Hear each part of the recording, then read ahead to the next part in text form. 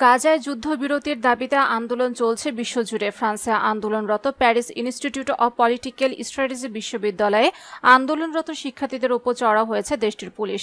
এর মধ্যে বিশ্ববিদ্যালয়ের মূল ভবনের ভেতর অবস্থান নিয়েছে পুলিশ।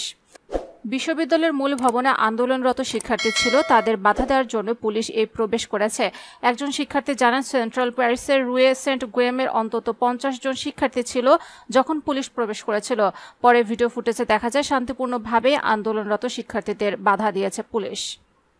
ফিলিস্তিনিদের যুদ্ধবিরতির দাবির জন্য ফ্রান্স ছাড়াও যুক্তরাষ্ট্রের বিভিন্ন বিশ্ববিদ্যালয় যেমন কলম্বিয়া বিশ্ববিদ্যালয়, ক্যালিফোর্নিয়া বিশ্ববিদ্যালয়ের শিক্ষার্থীদের নানাভাবে হয়রানির শিকার করছে আইনশৃঙ্খলা বাহিনী।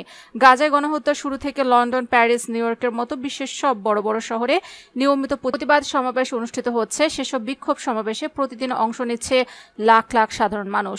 এসব বিক্ষোভ থেকে ফিলিস্তিনে অবিলম্বে সামরিক আগ্রাসন ও গণহত্যা বন্ধের আহ্বান জানানো হচ্ছে। ফিলিস্তিনের গণহত্যা বন্ধের দাবিতে বিশ্বের কোটি কোটি মানুষের সাথে সংহতি জানিয়ে সম্প্রতি যুক্তরাষ্ট্রের বিভিন্ন বিশ্ববিদ্যালয় ক্যাম্পাসে শুরু হয় ছাত্র আন্দোলন ও বিক্ষোভ, যা কয়েকদিনের ব্যবধানে তীব্র রূপ নিয়েছে। শিক্ষার্থীদের পাশাপাশি এই আন্দোলনে যোগ দিয়েছে গণহত্যা বিরোধী শিক্ষকরাও। এখন থেকে প্রায় 2 সপ্তাহ আগে বিশ্বের প্রথম সারির বিশ্ববিদ্যালয় যুক্তরাষ্ট্রের নিউ ইয়র্কের কলম্বিয়া বিশ্ববিদ্যালয় থেকে শুরু হয় ইসরায়েল বিরোধী বিক্ষোভ। পরে তা দেশটির অন্যান্য বিশ্ববিদ্যালয়ে ছড়িয়ে পড়ে। বর্তমানে কমপক্ষে 50টির বেশি বিশ্ববিদ্যালয়ে আন্দোলন চলছে।